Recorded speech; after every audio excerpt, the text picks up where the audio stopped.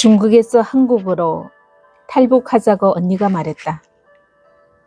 언니가 말한 남조선과 내가 말한 프랑스.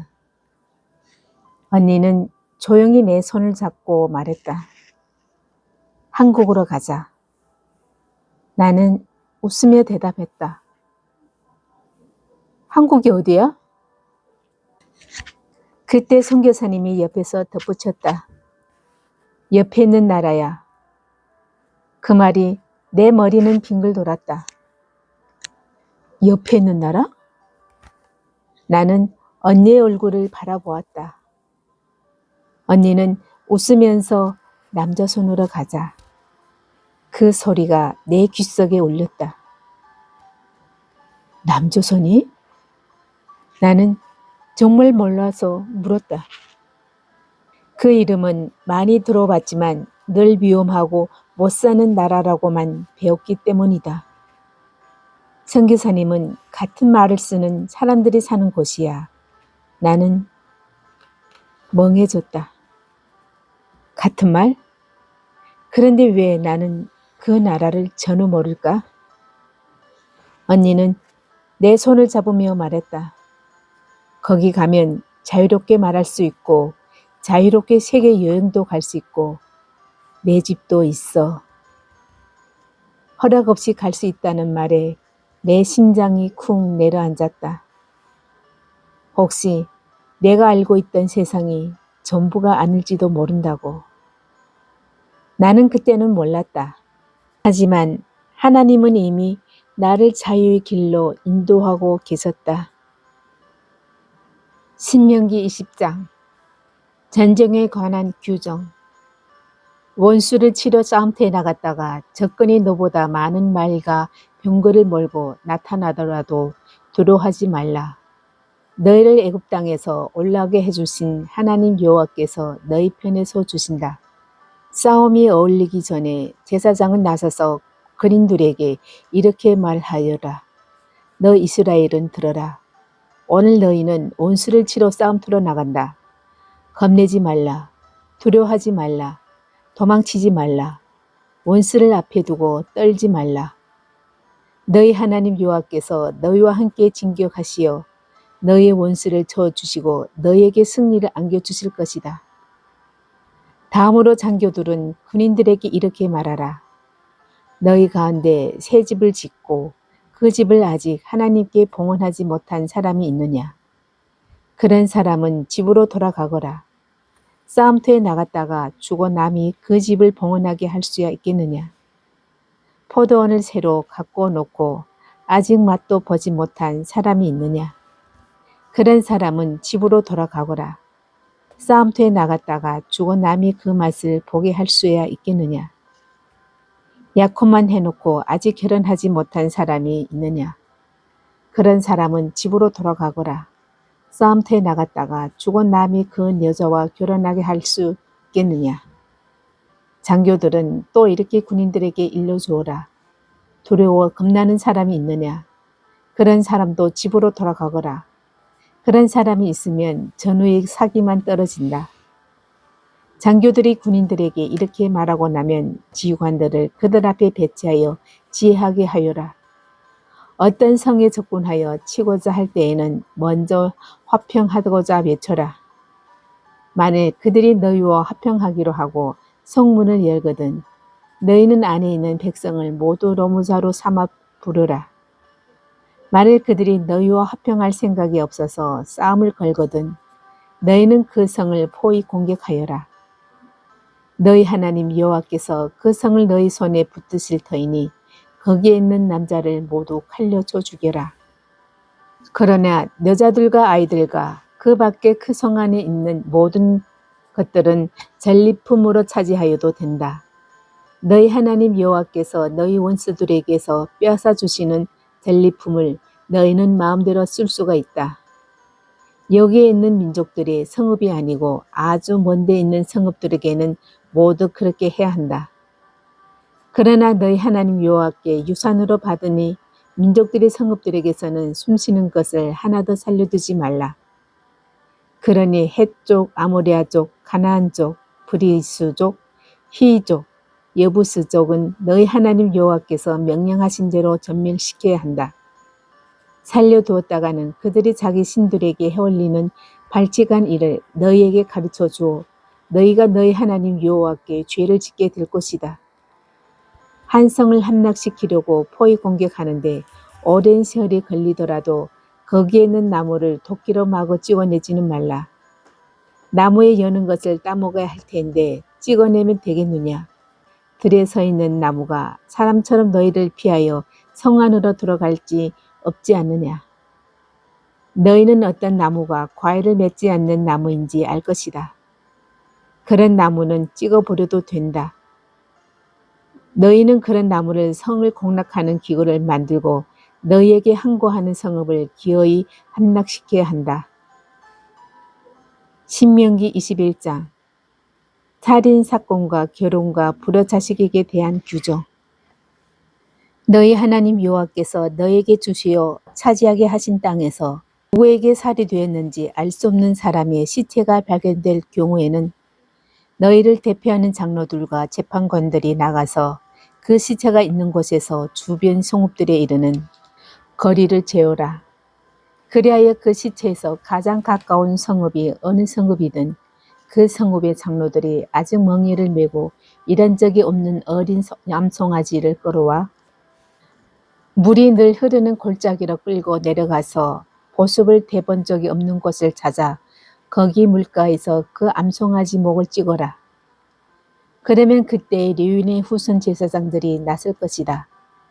그들이 너희 하나님 여호와께 뽑혀 당신을 섬기고 여호와의 이름을 불러 축복하는 직책을 맡은 사람들이요 모든 소송 사건과 폭행 사건을 판결하는 사람들이다. 그 시체에서 가장 가까운 성읍의 장로들은 모두 그 골짜기에서 목직인 암송아지에 대고 손을 씻으며 이렇게 말하여라. 우리의 손은 이 사람의 피를 흘리지 않습니다. 우리는 현장을 목격하지도 못했습니다. 여호와여, 주께서 구해내신 주의 백성 이스라엘의 죄를 벗겨주소서. 주의 백성 이스라엘 가운데서 죄 없는 피가 흐르게 않게 하소서. 이렇게 하면 그들은 그의 피에 책임을 벗게 된다. 이렇게 너희는 너희 가운데서 죄 없는 자의 피를 흘리는 일을 송두리째 뿌리 뽑아야 한다. 여호와께서 보기에 옳은 일을 해야 한다. 포로들 가운데서 아내를 맞을 때의 규정. 원수를 치러 싸움터에 나갔다가 너희 하나님 여호와께서 원수를 너희 손에 붙여 사람을 사로잡게 해주셨을 텐데 그 포로들 가운데서 마음에 드는 아리따운 여자가 있으면 그를 아내로 맞아도 좋다. 그럴 경우 너희는 그를 집안으로 맞아들여라. 그러나 머리를 밀고 손톱을 깎고 잡혀올 때 입었던 옷을 벗게 하여라. 그리고 한 달 동안 집에 있으면서 자기 부모를 생각하고 고하게 하여라. 그런 다음에라야 한 자리에 둘 수 있다. 이렇게 하여 너희는 그의 남편이 되고 그는 너희 아내가 되는 것이다. 만일 그 여자가 더 이상 너희 마음에 들지 않거든 원하는 대로 가게 하여라. 절대로 돈을 받고 팔지는 말라. 그 몸을 버려 놓았으니 마구 부려먹어서도 안 된다. 맏아들에 대한 규정. 한 남자가 두 아내를 거느리는데 하나는 사랑을 받고 하나는 미움을 받는다고 하자. 그런데 사랑을 받는 아내와 미움을 받는 아내가 다 아들을 낳아 주었지만 맏아들이 미움받는 아내의 아들일 경우에 유산을 아들에게 상속시켜주는 날 미움받는 아내에게서 난 아들을 제쳐놓고 사랑받는 아내의 아들을 맏아들로 삼을 수 없다. 미움받는 아내의 아들을 맏아들로 인정해주고 자기에게 있는 모든 것을 나누어 그에게 두 몫을 줘야 한다. 그 아들이 자기의 정력에서 난 초소생이기 때문에 맏아들의 권리는 그에게 있는 것이다. 불효자식에 관한 규정. 아버지의 말이나 어머니의 말을 전혀 듣지 말고 거역하기만 하여 애를 태워주는 아들이 있는 경우 아무리 타일러도 듣지 않거든. 부모는 그 고장 성문에 이르러 성읍의 장로들이 있는 곳으로 그를 데리고 가서 그 성읍의 장로들에게 호소하여라. 이 녀석은 우리 아들인데 거역하지만 하고 애만 태워줍니다. 우리의 말을 전혀 듣지 않습니다. 방탕한 데다 술만 마십니다. 그러면 온 시민은 그를 돌려쳐 죽일 것이다. 이런 나쁜 일은 너희 가운데에서 송두리째 뿌리 뽑아야 한다. 온 이스라엘이 이 말을 듣고 두려워하게 될 것이다. 죽은 죄를 지은 사람을 채용하고는 나무에 달아 효시할 경우가 있다. 이렇게 나무에 달린 시체는 하나님께 저주를 받을 것이니 그 시체를 나무에 단 채 밤을 보내지 말고 그날로 묻어라. 그렇게 두어서 너희 하나님 여호와께 유산으로 받은 너희 땅을 더럽히면 안 된다. 삶을 위한 기타 규정. 너희는 동쪽의 소나 양의 길을 잃고 헤매는 것을 보고 모른 채 해서는 안 된다. 반드시 그 동적을 찾아 그에게 끌어다 주어야 한다. 그 동적이 가까이 있지 않다든가 누구든지 모르겠거든 내 집에 끌어다 두었다가 그가 나타나 찾을 때 돌려주어라. 나귀도 그렇게 하고 옷도 그렇게 하고 그 밖에 무엇이든지 내 동적이 이룰 것을 보거든 찾아줘야 한다. 모른 채 하면 안 된다. 너희는 동쪽이 나귀나 소가 쓰러져 있는 것을 보고 모른 채 해도 안 된다. 반드시 동족을 도와 그들을 일으켜 주어야 한다. 여자는 남자의 옷을 입지 말고 남자는 여자의 옷을 입지 말라. 이런 짓을 하는 자는 모두 너희 하나님 여호와께서 역겨워하신다. 길을 가다가 나무 위에서나 땅바닥에서나 새끼와 알이 들어있는 새집을 보았을 때 어미가 새끼나 알을 품고 있거든 어미째 새끼를 잡지 말라. 어미를 날려보내고 나서 새끼를 잡을 수는 있다. 그래야 너희가 잘 되고 오래 살 것이다. 집을 새로 짓거든 옥상에 난갓을 둘러라. 그러지 않았다간 사람이 떨어지면 너희 집이 그 핏값을 치러야 할 것이다.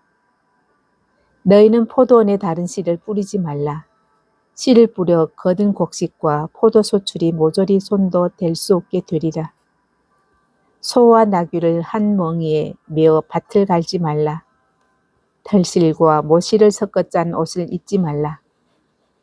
네가 걸치는 옷자락 네 귀퉁이에는 술을 만들어 붙여야 한다. 순결에 관한 규정.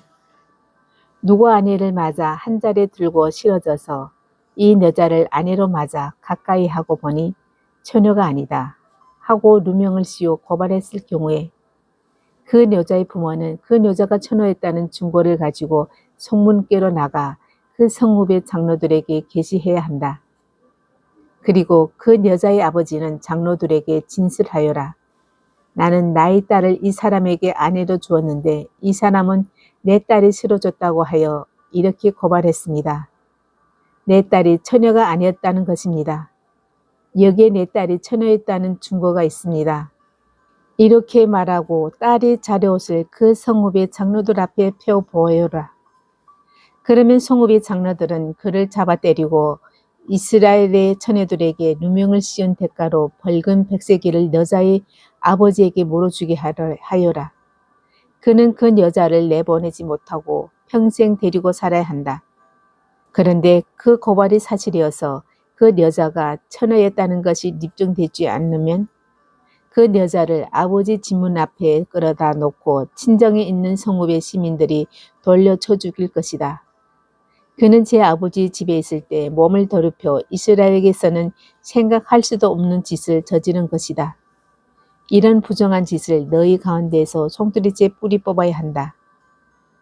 어떤 자가 남의 아내와 한 자리에 들었다가 붙잡혔을 경우에는 같이 다든 그 남자와 여자를 함께 죽여야 한다.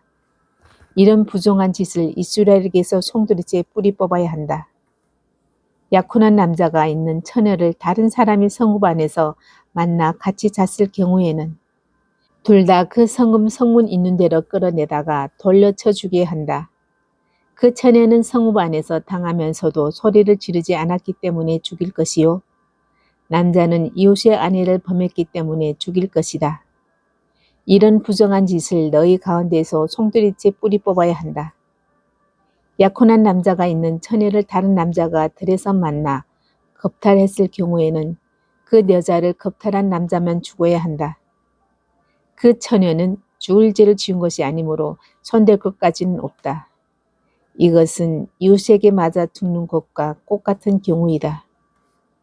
그 일을 당한 곳이 들이므로 약혼한 그 처녀가 소리를 질러도 와서 건져줄 사람이 없었기 때문이다.